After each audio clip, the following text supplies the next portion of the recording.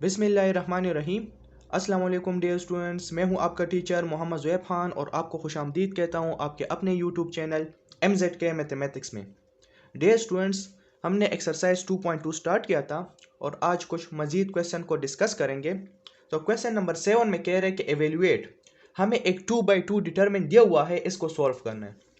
तो देखा जाए तो 2/2 डिटरमिनेंट है, तरीक़ेकार तो ये होते हैं कि बाई क्रॉस मल्टीप्लिकेशन करनी होती है और दरमियान में माइनस साइन लगाना होता है। लेकिन सर ये नंबर बहुत बड़ा है, ये देख ले 3860 को अगर मैं मल्टीप्लाई करूंगा 3863 के साथ तो ये हम मुझसे टाइम भी बहुत ज़्यादा लेगा और इससे एक बहुत बड़ा नंबर आएगा। फिर दरमियान में अगर माइनस लगाएंगे, इस नंबर को इसके साथ मल्टीप्लाई करेंगे तो इससे भी बहुत बड़ा नंबर आएगा। तो मेरी कोशिश ये है कि इस नंबर को थोड़ा सा हम कम कर ले, 0 या 1 इसमें क्रिएट कर सके, ठीक है ना। तो तरीक़ेकार इसका क्या होगा देख लें। सबसे पहले हमने करना क्या होगा, कॉलम 1 को आप अपनी ही पोजीशन पर लिख ले। 3860 और 3862 को अपनी ही पोजीशन पर आप लिख ले। चेंजेस किस में लेकर आने हैं, चेंजेस कॉलम 2 में लेकर आने। कॉलम 2 में क्या चेंजेस करने हैं कि सर कॉलम 2 को माइनस कर ले कॉलम 1 से, कॉलम 2 को माइनस कर ले कॉलम 1 से माइनस कर ले, ठीक है ना। तो देख ले यहाँ पर कॉलम 2 है ना, तो चेंजेस सिर्फ और सिर्फ कॉलम 2 में आएंगे। किस तरह माइनस करना है देख ले। 3861 को अगर 3860 से माइनस करेंगे तो 1 रह जाएगा ना, तो यहाँ पर हम 1 लिख देंगे। अब यहाँ पर देख ले 3863 है, अगर इसको हम माइनस कर ले 3862 से तो क्या रह जाएगा, इधर भी 1 रह जाएगा। अब ये इंतहाई आसान हो गया। अब अगर मैं इसका डिटरमिनेंट लूंगा तो इंतहाई आसानी से ये सॉल्व हो सकता है। बाई क्रॉस मल्टीप्लिकेशन करनी है, दरमियान में माइनस लगाना है। तो देख ले 3860 को 1 के साथ मल्टीप्लाई कर ले, 3860 ही आएगा। दरमियान में माइनस, 3862 को 1 के साथ मल्टीप्लाई कर ले, इससे 3862 ही आएगा। तो इससे ओवरऑल आंसर क्या आ जाएगा, ओवरऑल आंसर आपके पास -2 आ जाएगा। और ये देख ले इंतहाई आसानी के साथ 2 स्टेप में सॉल्व हो गया।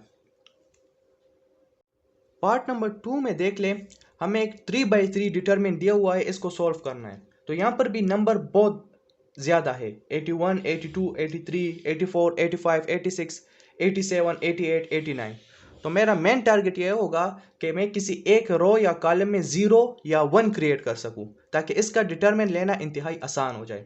अगर अभी से मैं एक्सपेंडिंग बाय रो 1 या कॉलम 1 करूंगा ना, तो इसको सॉल्व करना इंतहाई कॉम्प्लिकेटेड हो जाएगा, ठीक है ना। तो जब इस तरह के केस आ जाए कि आपके पास नंबर बहुत बड़ा हो और इसकी मल्टीप्लिकेशन से भी एक लार्ज नंबर आता है, तो आप उस नंबर को कम करने की कोशिश करेंगे, ठीक है। तो हमें करना क्या होगा देख ले। सबसे पहले आप कॉलम 1 को अपनी ही पोजीशन पर लिख ले, 81, 84 और 87। करेंगे क्या कि सर मैं कॉलम 2 को माइनस करूंगा कॉलम 1 से, कॉलम 2 को माइनस कर ले कॉलम 1 से, तो चेंजेस किस में आएंगे, कॉलम 2 में आएंगे। तो देख ले 82 जब 81 से माइनस होगा 1 आएगा ना, 84 माइनस 85 माइनस 84 से फिर 1 आ रहे, 88 माइनस 87 से 1 आ रहे।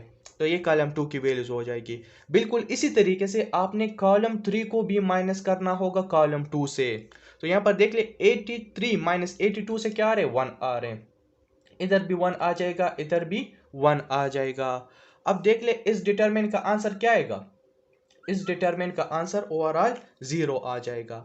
सर आपने तो इस डिटरमिनेंट को सॉल्व नहीं किया, आपने डायरेक्ट 0 लिख दिया। ये कहाँ से लिख दिया, by property of determinant. Determinant की एक प्रॉपर्टी है कि जब भी आपके पास 2 रोज या 2 कॉलम आइडेंटिकल आ जाए, सेम आ जाए, उसकी एलिमेंट्स इक्वल हो, तो उसके डिटरमिनेंट का आंसर हमेशा 0 आएगा। तो यहाँ पर अगर आप देख ले column 2 equal to column 3, column 2 के एलिमेंट्स और कॉलम 3 के एलिमेंट जो है वो बराबर है, इक्वल है, 1 1 1 1 1 1।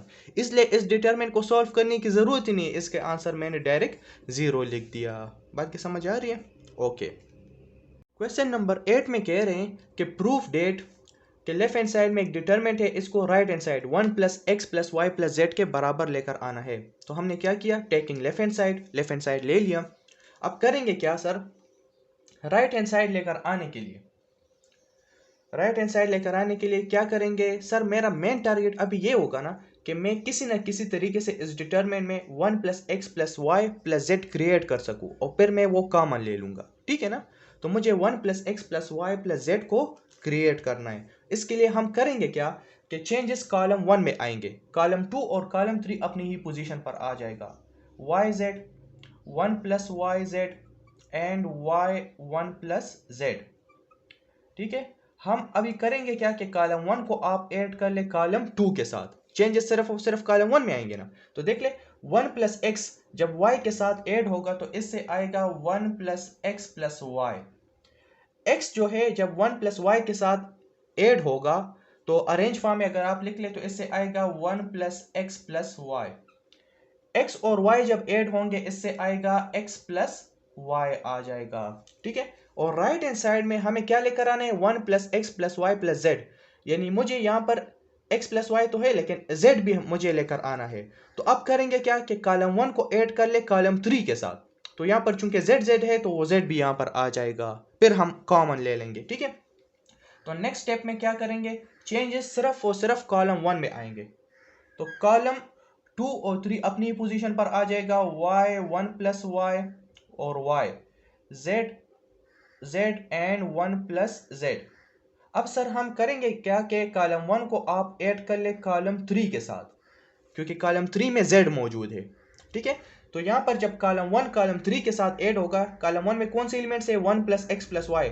जब ये कॉलम 3 के एलिमेंट के साथ ऐड होगा z के साथ तो क्या आएगा ओवरऑल, इससे आ जाएगा 1 plus X plus Y plus Z आ जाएगा। ठीक है ना, इधर भी 1 प्लस एक्स प्लस वाई है, कॉलम 3 के साथ ऐड होगा तो इधर भी आएगा 1 plus X plus Y plus Z आ जाएगा। यहाँ पर x प्लस वाई है, जब कॉलम 3 1 प्लस जेड के साथ ऐड होगा अरेंज फॉर्म में लिखेंगे तो इससे भी आएगा 1 plus X plus Y plus Z, इधर भी आ जाएगा। बात की समझ आ रही है? ओके, तो अब अगर आप कॉलम 1 में देख ले 1 plus X plus Y plus Z है ना, तो मैं इससे ये कॉमन ले सकता हूँ। अच्छा जी, तो देख ले मैंने कॉमन ले लिया, taking common 1 plus X plus Y plus Z from column 1। तो कॉलम 1 से ये कॉमन ले लिया, यहाँ पर 1 1 आ जाएगा, बाकी वैल्यूज अपनी पोजीशन पर आ जाएंगी। तो देख ले थोड़ा बहुत राइट हैंड साइड क्रिएट हो रहा है। यहाँ पर हमें 1 plus X plus Y plus Z चाहिए, वो तो मैंने क्रिएट कर लिया।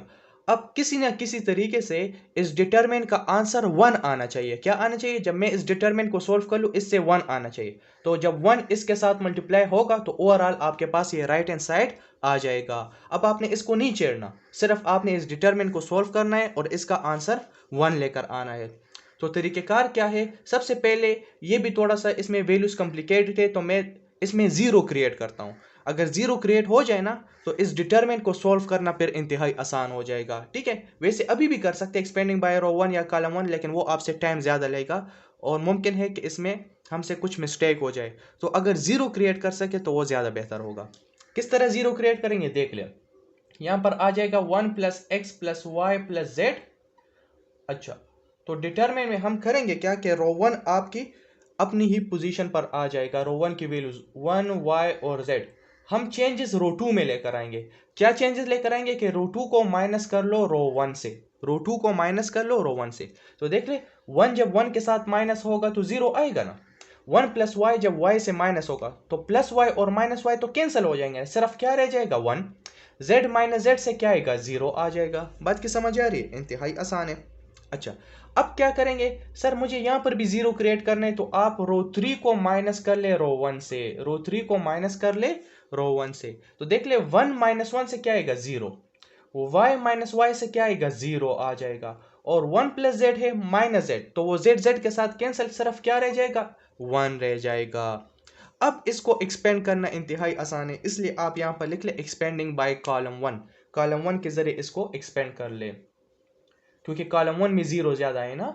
तो आप यहाँ पर लिख ले इस डिटरमिनेंट को एक्सपेंड कर ले, एक्सपेंडिंग बाय कॉलम 1। कॉलम 1 के जरिए इस डिटरमिनेंट को हम एक्सपेंड करते हैं। तो यहाँ पर बाहर आ जाएगा 1 plus X plus Y plus Z. ठीक है, तो कॉलम 1 में पहला एलिमेंट्स 1 है, फिर डिटरमिनेंट आपने लगाना होगा। फर्स्ट कॉलम फर्स्ट रो नहीं लेना, जो रह जाए इसको डिटरमिनेंट में लिख ले। तो 1 0 0 1 रह जाएगा, बाकी तो 0 है तो इसको लिखने की ज़रूरत नहीं है। तो आपके पास आ जाएगा 1 plus X plus Y plus Z. बाहर 1 लगाने की भी ज़रूरत नहीं, 1 जब 1 के साथ मल्टीप्लाई होगा 1 आएगा, 0 0 के साथ 0। तो मतलब ये है कि 1 माइनस 0 से 1 आ रहे, 1 इसके साथ मल्टीप्लाई होगा तो ओवरऑल आंसर क्या आ जाएगा 1 plus X plus Y plus Z आ जाएगा, which is exactly equal to right hand side. ये आपके राइट हैंड साइड के बराबर है। और ये आपका कंप्लीट आंसर हो जाएगा। इंतहाई आसान था। अच्छा, यहाँ पर एक इंतहाई इंपॉर्टेंट पॉइंट है, इस पे भी समझने की कोशिश करें। ये मैंने पहले ही बताया था इस यूनिट नंबर 2 के शुरुआत के लेक्चर में। आप फिर देख सकते हैं प्ले लिस्ट में कि सर ये जो डिटरमिनेंट हमें नज़र आ रहे, अगर मैं इसको मैट्रिक्स फॉर्म में लिख देता हूँ ना तो ये ऐसा दिखाई देगा। और ये जो मैट्रिक्स आपको नज़र आया, ये कौन सा मैट्रिक्स है? सर ये ट्राइंगुलर मैट्रिक्स है, ठीक है। और ट्राइंगुलर मैट्रिक्स में ये फिर अपर ट्राइंगुलर मैट्रिक्स है। क्या है upper triangular matrix? Upper triangular matrix एक ऐसा मैट्रिक्स होता है, यानी एक ऐसा square matrix upper triangular matrix कहलाएगा जिसमें प्रिंसिपल डायगोनल के नीचे तमाम एलिमेंट्स क्या हो? जीरो हो। तो यहाँ पर 0 0 है ना, तो ये अपर ट्राइंगुलर मैट्रिक्स है। और अगर आप एक अपर ट्राइंगुलर मैट्रिक्स चाहे अपर हो चाहे लोअर हो, ठीक है, उसका डिटरमिनेंट लेना चाहते हैं, उस ट्राइंगुलर मैट्रिक्स का आप डिटरमिनेंट लेना चाहते हैं 1 y z 0 1 0 0 0 1, तो बजाय इसके कि आप एक्सपेंडिंग बाय रो 1 कर ले या कॉलम 1 करें, तो ऐसा तरीका ना करें, क्योंकि हमें पता है कि ये ट्राइंगुलर मैट्रिक्स है, ठीक है। तो इसके इंतहाई एक इंपॉर्टेंट नोट है कि इफ ए इज ट्राइंगुलर, अगर आपके पास एक ट्राइंगुलर मैट्रिक्स हो, if A is triangular, then इसका जो डिटरमिनेंट होगा, then A determinant will be equal to product of what? Product of diagonal elements, product of diagonal elements. तो ये इंतहाई इंपॉर्टेंट पॉइंट है। अगर आपके पास एक ट्रायंगुलर मैट्रिक्स है तो इसका डिटरमिनेंट फाइंड करने का क्या तरीका है कि इसके डायगोनल एलिमेंट्स का प्रोडक्ट ले ले। यहां पर डायगोनल एलिमेंट्स कौन से? 1 1 1, तो 1 1 को आप मल्टीप्लाई कर ले, 1 मल्टीप्लाई 1 1, 1 मल्टीप्लाई 1 1, तो इसका ओवरऑल जो ए डिटरमिनेंट होगा उसका आंसर 1 ही आएगा, ठीक है। यहां पर देख ले, जब मैंने कॉलम 1 के जरिए एक्सपेंड किया तो लास्ट में आंसर 1 ही आ रहा था। बात की समझ आ रही है ना? तो अगर एक ट्रायंगुलर मैट्रिक्स हो तो ये एमसीक्यूज के लिए भी इंपॉर्टेंट है। तो और इसका डिटरमिनेंट फाइंड करना चाहते हैं तो बस आप इसके प्रिंसिपल डायगोनल के एलिमेंट्स का प्रोडक्ट ले ले। Product of diagonal elements will be give the determinant, ठीक है ना, अगर वो ट्रायंगुलर मैट्रिक्स है। तो ये पॉइंट भी आप नोट कर ले। क्वेश्चन नंबर 9 में कह रहे हैं कि prove that. Left hand side में हमें एक डिटरमिनेंट गिवन है, इसको right hand side x minus P x minus Q into x plus P plus Q के बराबर लेकर आना है। तो करेंगे क्या? इसका तरीक़ेकार भी बिल्कुल वही है जो हमने इससे पहले क्वेश्चन नंबर 8 में किया था, ठीक है। तो हम चेंजेस लेकर आएंगे कॉलम 1 में। तो आप कॉलम 2 और कॉलम 3 को अपनी ही पोजीशन पर लिख ले, यानी पी क्यू एक्स और क्यू एक्स। करना क्या होगा कि कॉलम 1 को आप ऐड कर ले कॉलम 2 के साथ। तो जब कॉलम 1 कॉलम 2 के साथ ऐड होगा तो x p के साथ ऐड होकर x प्लस पी बनाएगा, p और x ऐड होगा, इससे वापस x प्लस पी बनाएगा। अगर आप अरेंज फॉर्म में लिख ले, p q के साथ ऐड होगा तो p प्लस क्यू बनाएगा। हमारा मेन टारगेट ये है ना कि राइट हैंड साइड में x plus P plus Q है, तो मेरी कोशिश है कि यहाँ पर मैं x plus P plus Q create कर सकूँ और फिर मैं उससे वो कॉमन ले सकूँ, ठीक है। तो x प्लस पी तो क्रिएट हुआ। अगर मैं इस कॉलम 1 को कॉलम 3 के साथ ऐड कर लूँ तो ये x plus P plus Q बन जाएगा, ठीक है। अब फिर चेंजेस हमें कॉलम 1 में लेकर आने हैं। तो कॉलम 2 और कॉलम 3 अपनी पोजीशन पर आ जाएगा, P Q x Q and Q x. क्या करना है? कॉलम 1 को ऐड करना है कॉलम 3 के साथ, तो ये बन जाएगा x plus P x plus p plus Q बन जाएगा। x प्लस पी कॉलम 3 के साथ ऐड होगा, इधर भी आएगा x plus p plus Q बन जाएगा, ठीक है। यहाँ पर p प्लस क्यू है, कॉलम 3 के साथ ऐड होगा, तो अरेंज फॉर्म में अगर आप लिखेंगे इससे आएगा x plus p plus Q ही आएगा। अब कॉलम 1 में देख ले, x plus p plus Q, ये हम कॉमन ले सकते हैं, तो चलो कॉमन लेते हैं।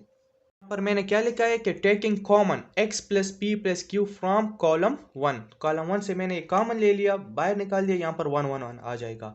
अब क्या करना है? इस डिटरमिनेंट को सॉल्व करना है, लेकिन सॉल्व करने से पहले इसमें मैं थोड़ा सा जीरो क्रिएट करता हूँ ताकि फिर एक्सपेंडिंग बाय रो 1 या कॉलम 1 जो भी हो उसको लेना थोड़ा सा आसान हो जाए। अभी से अगर एक्सपेंड करेंगे तो वो थोड़ा कॉम्प्लिकेटेड होगा ना वो डिटरमिनेंट, तो हम थोड़ा सा जीरो क्रिएट करते हैं। जीरो किस तरह क्रिएट करेंगे कि आप रो 2 को माइनस कर ले रो 1 से। क्या कर ले?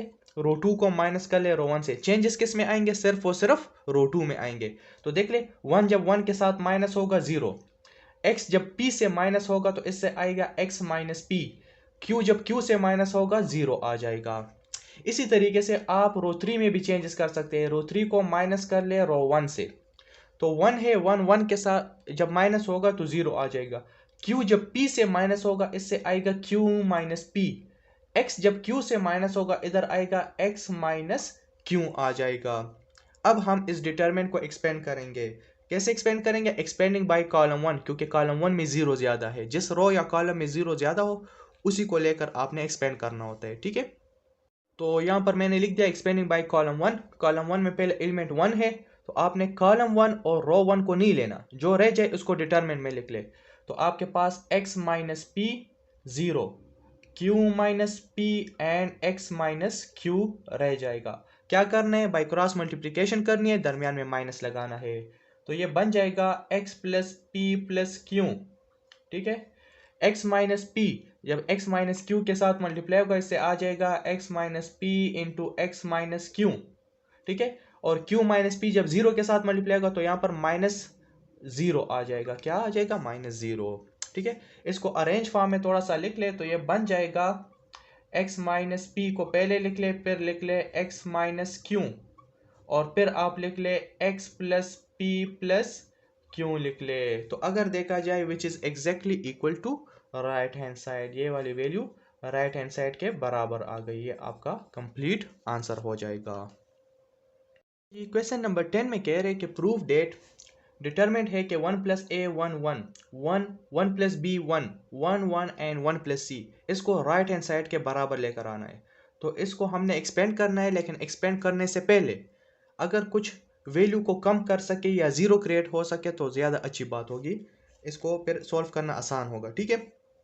तो सर हम करेंगे क्या कि रो 1 में चेंजेस, सॉरी कॉलम 1 में हम चेंजेस करते हैं। रो 1 में भी कर सकते हैं या कॉलम 1, कौन सा बेहतर है? 1 1 के साथ माइनस होगा तो ए रह जाएगा, और यहाँ पर भी चलो ठीक है कॉलम 1 ठीक रहेगा, ठीक है। तो कॉलम 1 में चेंजेस करेंगे।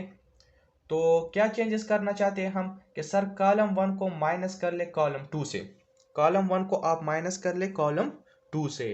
किस तरह माइनस करेंगे? रफ वर्क में चले जाएं, यहाँ पर लिख ले कॉलम 1 माइनस कॉलम 2। कॉलम 1 के एलिमेंट से 1 plus A 1 and 1 minus minus minus, column 2 के एलिमेंट से 1, कॉलम 2 के एलिमेंट है 1 प्लस बी है, और यहाँ पर है 1 प्लस बी है और 1 है, इक्वल। जो इसका रिजल्ट आएगा वो आपने कॉलम 1 में लिखना होगा। तो देख ले 1 प्लस ए और माइनस 1, यानी ये प्लस 1 है, माइनस 1 तो कैंसिल हो जाएगा ना, सिर्फ ए रह जाएगा। 1 और माइनस 1, अच्छा ये माइनस जब अंदर मल्टीप्लाई होगा इससे आएगा 1 माइनस 1 और माइनस बी आएगा। तो प्लस 1 माइनस 1 कैंसिल, सिर्फ माइनस बी रह जाएगा, और प्लस 1 माइनस 1 कैंसिल, 0 रह जाएगा। तो आपके पास आंसर आएगा a माइनस बी और 0। क्या आएगा? a माइनस बी एंड 0 आ जाएगा। तो ये कॉलम 1 की वैल्यू हो जाएगी। बिल्कुल इसी तरीके से आपने कॉलम 2 में भी चेंजेस करने। कॉलम 2 को माइनस कर ले कॉलम 3 से, बिकॉज 1 माइनस 1 0, तो यहाँ पर 0 क्रिएट हो जाएगा, ठीक है ना। क्या करेंगे? कॉलम 2 को माइनस कर ले कॉलम 3 से। कॉलम 2 के एलिमेंट कौन से है? 1 1 प्लस बी एंड 1, दरम्यान में माइनस है, माइनस लगा दे। कॉलम 3 के एलिमेंट से 1 1 और 1 प्लस सी है, which is equal to 1 minus 1 0, यहाँ पर प्लस 1 माइनस 1 कैंसिल, बी रह जाएगा। अच्छा इसको जरा सॉल्व कर ले, 1 माइनस माइनस अंदर मल्टीप्लाई कर ले, माइनस 1 एंड माइनस सी आएगा, तो प्लस 1 माइनस 1 के साथ कैंसिल, माइनस सी रह जाएगा। ये जो रिजल्ट आया है 0 बी माइनस सी, सर ये कहाँ पर लिखना है? ये कॉलम 2 में लिखना है, 0 बी एंड माइनस सी, और कॉलम 3 की वैल्यू अपनी जगह पर आ जाएगी 1 1 एंड 1 प्लस सी आ जाएगा, ठीक है। अब आपने करना क्या है, हम रो 1 ले लेते हैं, ठीक है। एक्सपेंडिंग बाय रो 1 करते हैं। मैंने लिख दिया एक्सपेंडिंग बाय रो 1। रो 1 के जरिए इस डिटरमिनेंट को एक्सपेंड कर ले। पहला एलिमेंट कौन सा? ए है। अब आपने फर्स्ट रो फर्स्ट कॉलम नहीं लेना, जो रह जाए उसको डिटरमिनेंट में लिख ले। तो b1 माइनस सी 1 प्लस सी रह जाएगा। अब दूसरा एलिमेंट कौन सा है? 0, तो माइनस 0 लगा दे, ठीक है। 0 के साथ वो डिटरमिनेंट लगाने की जरूरत नहीं है, क्योंकि वैसे भी बाहर 0 है, 0 उस डिटरमिनेंट के साथ मल्टीप्लाई होगा, 0 ही आएगा। फिर तीसरा एलिमेंट 1 है। अब आपने फर्स्ट रो थर्ड कॉलम नहीं लेना, जो रह जाए माइनस बी बी 0 माइनस सी, वो आप यहाँ पर लिख देंगे। तो सर ये 2 बाई 2 डिटरमिनेंट बन गया। किस तरह सॉल्व करना है? बाय क्रॉस मल्टीप्लिकेशन करेंगे, दरमियान में माइनस लगाना होगा। b जब 1 प्लस सी के साथ मल्टीप्लाई होगा तो इससे आएगा b प्लस बी सी आएगा ना, यानी बी वन के साथ मल्टीप्लाई होकर बी प्लस, और बी जब सी के साथ मल्टीप्लाई होकर बी सी आएगा। दरमियान में लगाना है माइनस, और अच्छा यहाँ पर माइनस सी है, माइनस सी जब वन के साथ मल्टीप्लाई होगा इससे आएगा माइनस सी, लेकिन सर एक माइनस तो बाहर है ना, तो इससे ओवरऑल क्या आ जाएगा, प्लस सी बन जाएगा, ठीक है ना। प्लस यहाँ पर देख ले, माइनस बी जब माइनस सी के साथ मल्टीप्लाई होगा तो minus into minus plus, B जब सी के साथ मल्टीप्लाई होकर बी सी बनाएगा, जीरो बी के साथ मल्टीप्लाई होगा जीरो आ जाएगा, ठीक है। अब आप क्या कर ले, अब सर हम इस ए को भी अंदर मल्टीप्लाई ही कर लेते, ए जब बी के साथ मल्टीप्लाई होगा ए बी, ए जब बी सी के साथ मल्टीप्लाई होगा ए बी सी प्लस ए सी आ जाएगा, और यहाँ पर है बी सी है, यहाँ पर क्या है, प्लस बी सी है। अच्छा यहाँ पर देख ले, राइट हैंड साइड में हमें क्या लेकर आना है, सर इन्होंने ए बी सी कॉमन लिया हुआ है, क्या किया है, ए बी सी कॉमन लिया हुआ है, तो यहाँ पर भी इन तमाम टर्म में से हमने क्या करना होगा, ए बी सी को कॉमन लेना होगा। तो हम चलो ए बी सी को कॉमन लेते हैं, taking common A B C. लेकिन सर यहाँ पर एक क्वेश्चन है जी, सर आप इससे ए बी सी किस तरह कॉमन ले सकते हैं, यहाँ पर तो ए बी है लेकिन सी नहीं है, यहाँ पर ए सी है बी नहीं है, यहाँ पर बी सी है ए नहीं है, तो आपने ए बी सी किस तरह कॉमन लिया। देखिए तरीकेकार ये होता है ना कि जब आप कोई वैल्यू कॉमन लेते हैं और वो उस टर्म में मौजूद ना हो तो आपको वो डिनोमिनेटर में लिखना होता है, ठीक है। यानी फॉर एग्जांपल यहाँ पर ए बी है तो मेरे पास सी तो नहीं है ना यहाँ पर, तो मैं यहाँ पर लिखूंगा 1/c लिखूंगा, जो वैल्यू आपने कॉमन ली है और वो उस टर्म में मौजूद ना हो वो डिनोमिनेटर में चली जाएगी। यहाँ पर ए बी सी है तो 1 आएगा, यहाँ पर ए सी है बी नहीं है तो वो बी डिनोमिनेटर में चला जाएगा, 1/b बन जाएगा। यहाँ पर बी सी है ए नहीं है तो ये बन जाएगा 1/a। इसकी वजह क्या है, इसकी वजह ये है कि ये वापस अगर आप अंदर मल्टीप्लाई करेंगे इससे ऊपर वाला स्टेप दोबारा आएगा। देख ले ए बी सी 1/c के साथ मल्टीप्लाई कर ले, ए बी सी जब 1/c के साथ मल्टीप्लाई होगा सी सी के साथ कैंसिल, वापस ए बी आ जाएगा, ठीक है ना। ए बी सी 1/b के साथ मल्टीप्लाई कर ले, 1/b के साथ, बी के साथ कैंसिल, ए सी वापस आ रहे, इसी तरीके से ए के साथ कैंसिल, बी सी वापस आ रहे। बात की समझ आ रही, तो हम इस तरह कर सकते हैं। अच्छा इसको थोड़ा सा बस आप अरेंज फॉर्म में लिख ले तो ये आपका राइट हैंड साइड बन जाएगा। ए बी सी कॉमन लिया है हमने, आप सबसे पहले 1 को लिख ले, फिर लिख ले 1/a plus 1/b plus 1/c आप लिख ले, तो देखा जाए तो ये राइट हैंड साइड के बराबर आ रहे, तो which is exactly equal to right hand side, और ये आपका कंप्लीट आंसर बन जाएगा। तो मैं उम्मीद करता हूँ कि आपको आज के लेक्चर की कंप्लीट समझ आ गई होगी। फिर भी कोई क्वेश्चन हो, किसी स्टेप की समझ ना आई हो, किसी क्वेश्चन की समझ ना आई हो, तो बिल्कुल आप कमेंट सेक्शन में पूछ सकते हैं, मैं आपको ज़रूर रिप्लाई दूंगा। आज के लिए इतना काफ़ी है, फिर मुलाकात होगी नेक्स्ट लेक्चर में, तब तक के लिए wish you all the best, thank you, अस्सलाम वालेकुम।